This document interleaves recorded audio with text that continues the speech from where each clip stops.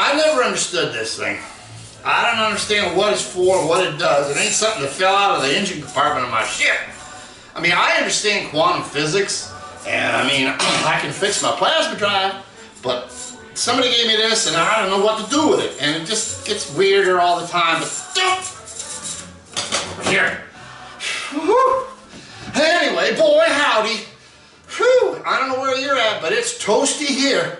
I mean, toasty. Give me the peanut butter. Okay, pull up a chair and park it for another visit to the time machine. Rick Strange here to give you the guiding trip through the everlasting musical universe. Today's soup du jour, there's some more French. It's not onion soup. It is a psych and nothing but the psych show today. So help me Zardoz. But before we drop this magic pill, I need to pop off. Oh, that sounds like some Russian cosmonaut I met once. Dig it? Pop off? Anyway, first, it was brought to my attention that maybe I should cut the length of these episodes down a bit. You know, and it was done in a very nice, suggestive fashion. Say less time spent on talking and maybe don't play so many tunes. Ouch! Not gonna happen there, baby. I got a lot to say, and I'm gonna say it. And what kind of a guide through the universe would I be if I didn't give you a taste of the goods? Enough said. Second, I need to remind yous to slow down and smell them flowers and graze in the grass with some mellow vibes, which we are going to supply today. Listen, my little chicken nuggets, that's part of what we're doing today, but we're also gonna slam you up against the speakers with some loud jive. So let's jump out of hyperspace with our first guest. And I mean, I just unearthed these completely by accident. I mean, I've never heard of these cats before, and I just sort of crashed into them all of a sudden, and they're called Lyd. It's spelled L-Y-D, so I guess it's Lyd or Lyd, I don't know, whatever you want to do it, but they're cool. They came floating out of L.A. in 1970. This stoner psych rock moniker is all over these cats, like marmalade on Alan's psychedelic breakfast muffin. Big sensory overload here, baby. I burned out 3 cartridges on this turntable of mine playing this 10-inch wonder. It's not even a full LP. It's just like a EP. Too much, you know. I mean, they just jammed it all on there. This heavy psych fuzz number is drenched, oh man, with all the kind of stuff you want, you know. The floaty kind of background stuff, and then the punchy in the face with dialing it up to 11. And this was all done in the studio as a one-sided metal acetate in 1970. They printed like 500 copies and they've all disappeared. Can't find them. Somebody's got them. I guess they're waiting for who knows what to sell them and charge $1 zillion. But this is a reprint, and I'm so glad it was brought out. It's an import. So let us, ooh, that's what my rabbit friends would say, let us take a listen to this Jelly Yard Membrane sound trip. The tune I really dig off this one is called The Time to Hate and Struggle. Kind of dark, but it's cool. So let's see if the shoes fit, and when we come back, I'll see you in aisle 3.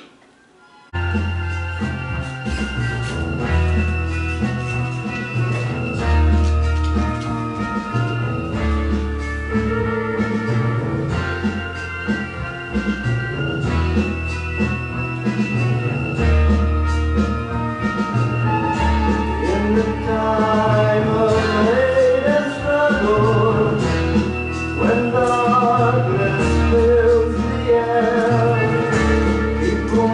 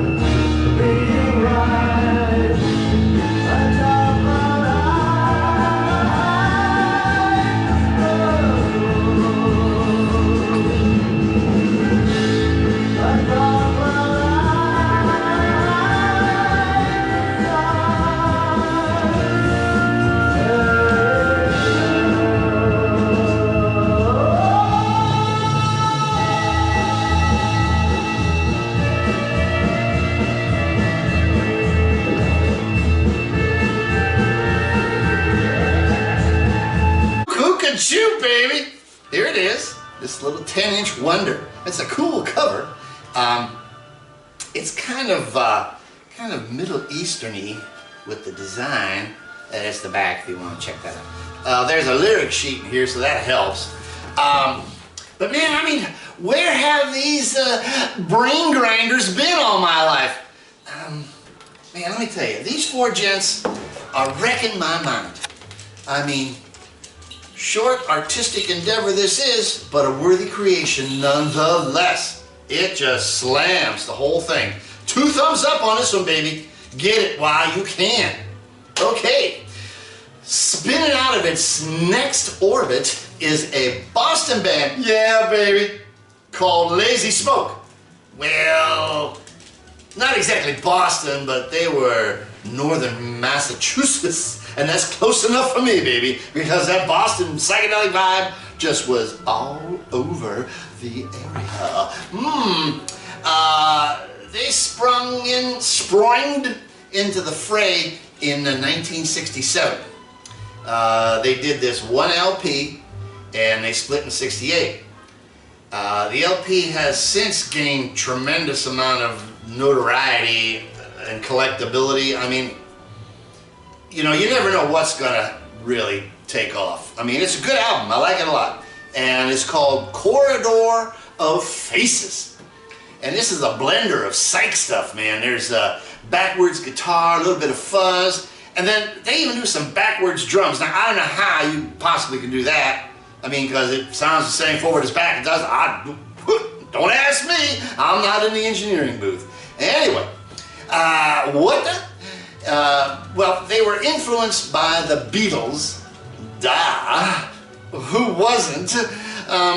These guys, they created a transatlantically mixture of American and Brit psych, and it really grooves. It's nice. It's not a in-your-face kind of a thing. This is one of them albums I'm talking about that's a little bit more laid back.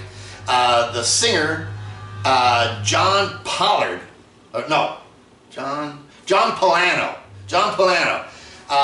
Sometimes he even makes himself sound a little bit like John Lennon's voice from the White Album. I mean, I don't know. Maybe that's not a good description. I mean, John Lennon is John Lennon, whether it's the White Album or Sgt. Pepper or whatever. But anyway, that's kind of what I read. Don't make a whole lot of sense to me, but what does? Doesn't matter. It's cool. So let's scamper on over to the turntable and drop the needle onto a vibration called All These Years. Now check it out, and I shall reappear as an osmosis embryo when we return. Dig that trick!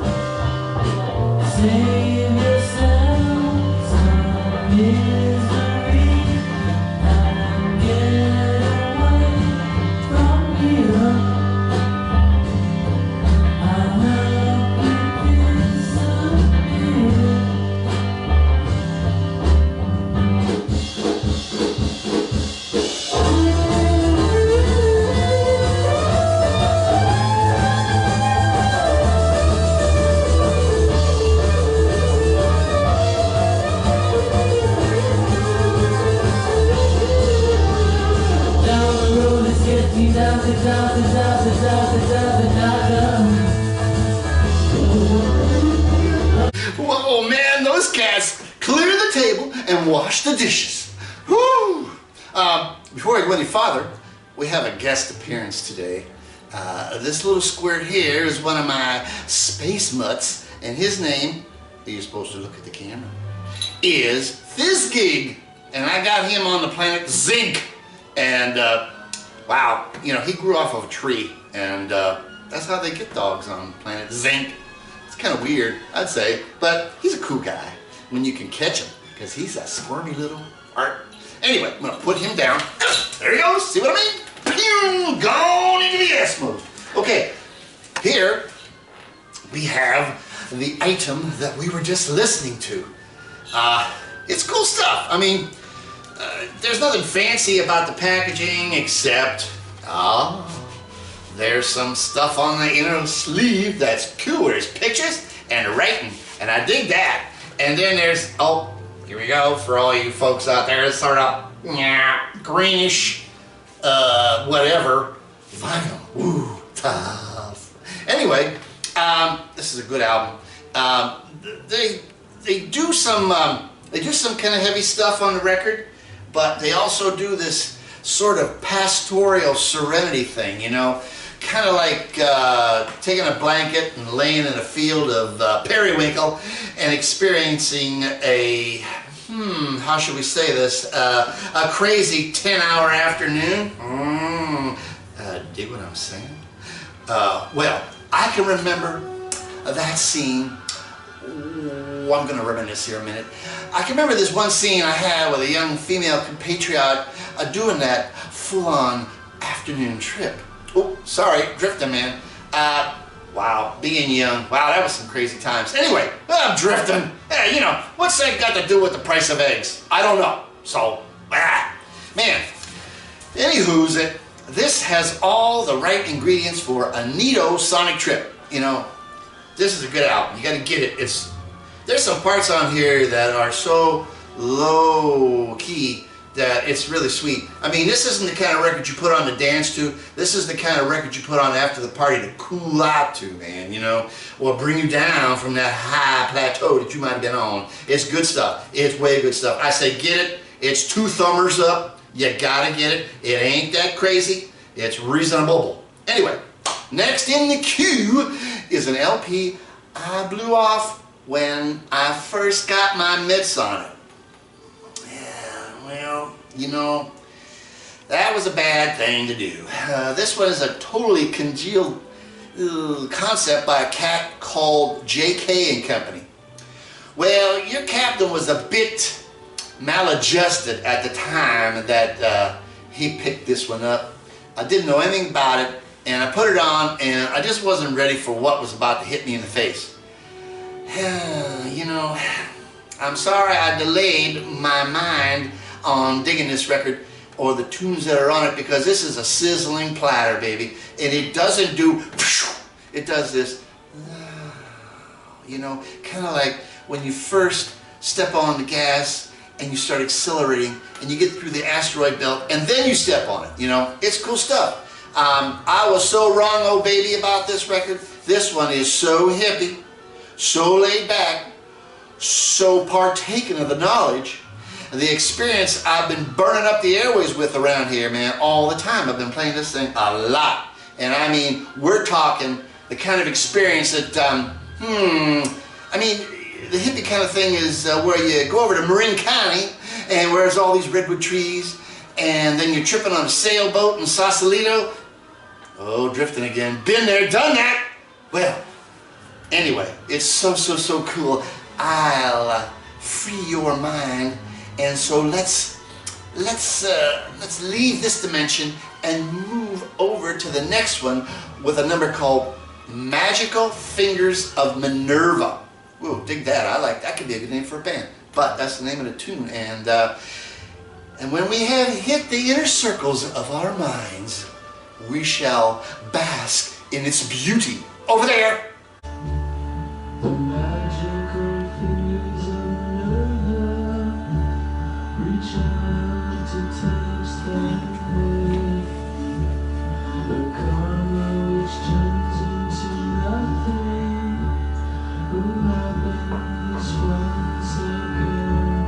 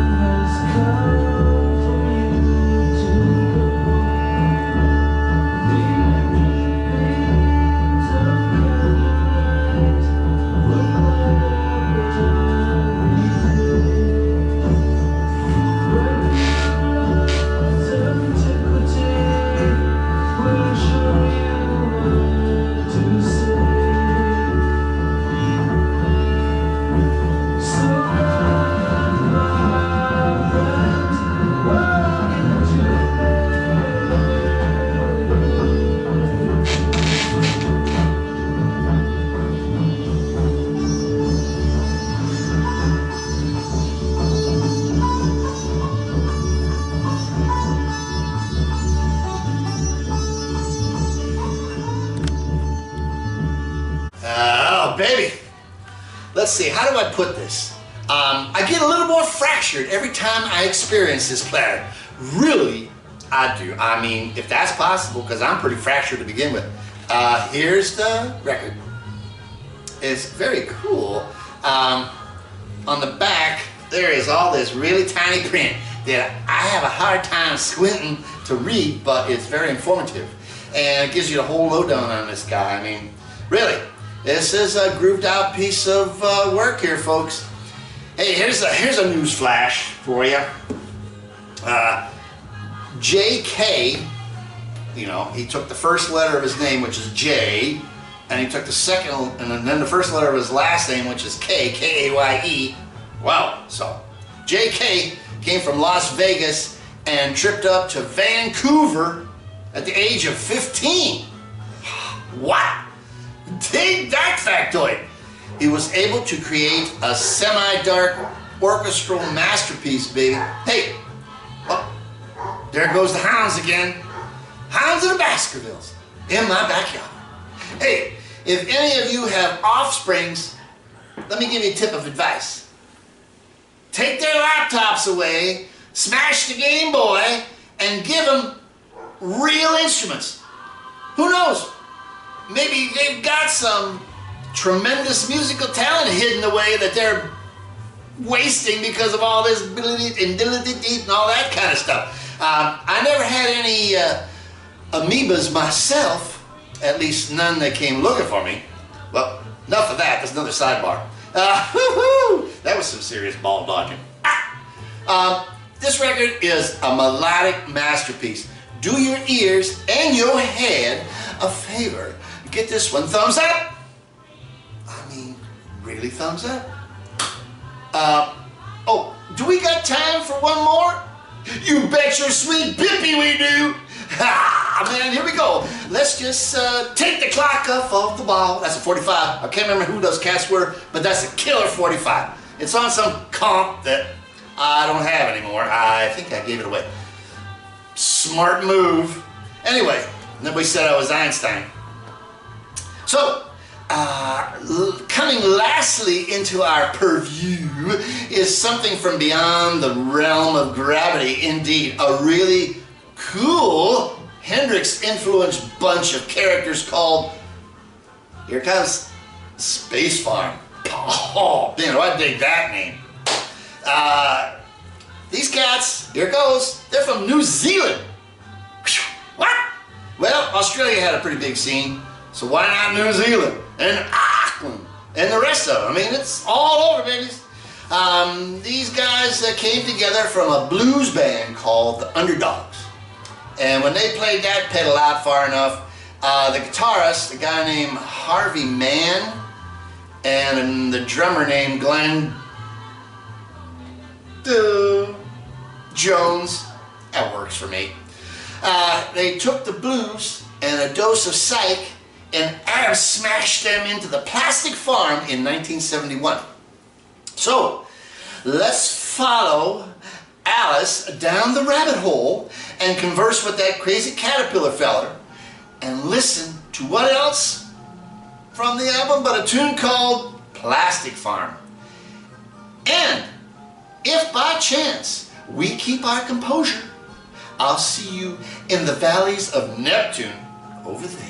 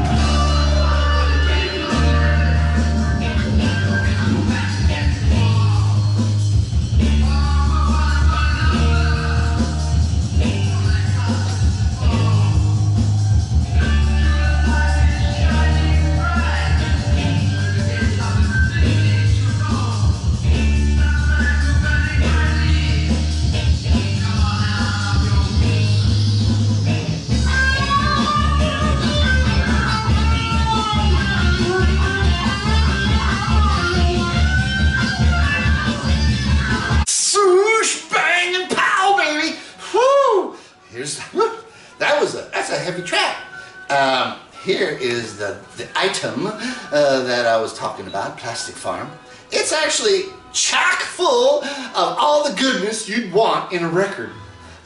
There's 2 posters in here. And there's a liner in here that's got all kinds of cool info on it. Yeah, well, take my word for it. It's in there. I don't want to get it out because you know what? I have a hard time getting that paper back in. And I know I'm going to damage it and then, oh lordy, what's going to happen to the resale value? Ooh, who cares, man? I play this stuff until it's rotten. Anyway, this is it. It's really cool. 3-piece band here, folks. 3-piece band. Got a view of that? Camera person? All right, very cool. This is a keeper. And when I say Hendrix inspired, I'm referring to when he was what he was starting to do after Electric Ladyland. His stuff got away from that. I'm trying to phrase this properly. Like the first album was just like overdriven fuzz. The whole album was just incredible. And the second one, the same thing. Third one, he got more into production where it was a cleaner sound, still really in your face. Never distracted from live performance, man. He just, he's got 6 Marshall bottoms and 3 100-watt tube tops. I mean, he just goes for the jugular. Always did and always would.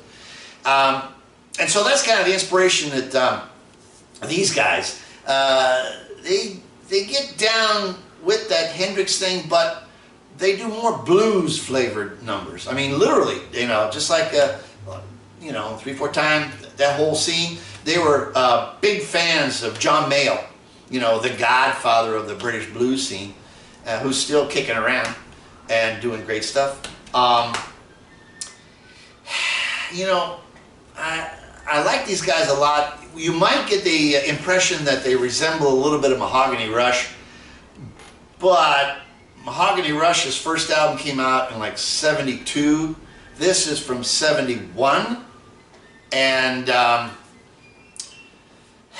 these guys are 9,000 miles away as the crow flies. So I don't know. I don't think there was any influence or competition between the two. Maybe after the first or second album, who knows? But these guys weren't quite as, and I don't think Mahogany Rush is proggy, but a little bit more, 2 verses, a break, and a verse, kind of a thing. So, anyway, what's that got to do with the price of eggs? I don't know, nor do I care. It's just some more information that I'm heave-hoing over the side of the boat, a little flotsam and jetsam, so that you can do with it what you like. Anyway, I just thought you'd like to know.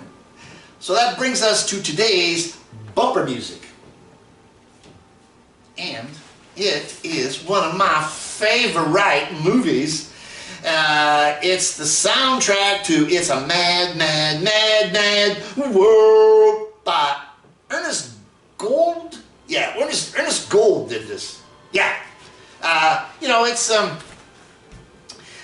It fits the movie. And it's one of those tracks, those soundtracks that, they're gatefold. I got this for practically nothing. It fits the scenes in the movie. So this plays better with the movie than it does on it. It doesn't stand on its own like, say, Blade Runner or some of the other things that I played in the past. It's still cool, and I like that filler in the background like this because it eats up the dead space, and I dig that. I laugh every time I see this thing, man. I laugh my spacesuit off every time I watch it. That Jonathan Winters, ha, man, woo, what a character. It's totally nutso. Well, depending on where you live on this planet right now, things may be relaxing a little or a lot. Either way, please take care of yourself and keep your wits about you. I'm not going to get into preaching. I don't do that. I don't do politics. Don't do any of that stuff. But I want to tell you, this thing ain't gone away yet. So be thoughtful about your fellow person next to you on the planet while you're walking, wherever you're at. Do the right thing. Keep that 6 foot. Anyway, as always, your captain is here for you. always remember that somebody out there loves you, and his name is Rick Strange.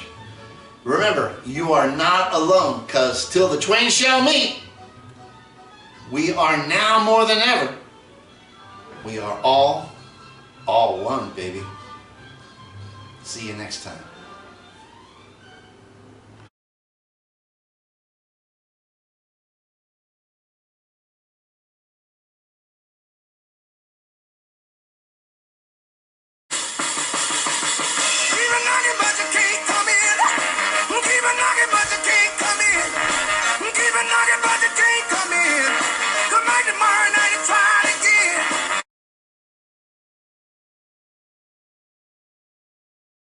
I'll never see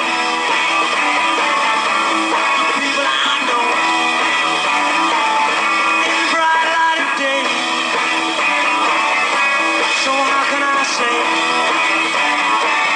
that you're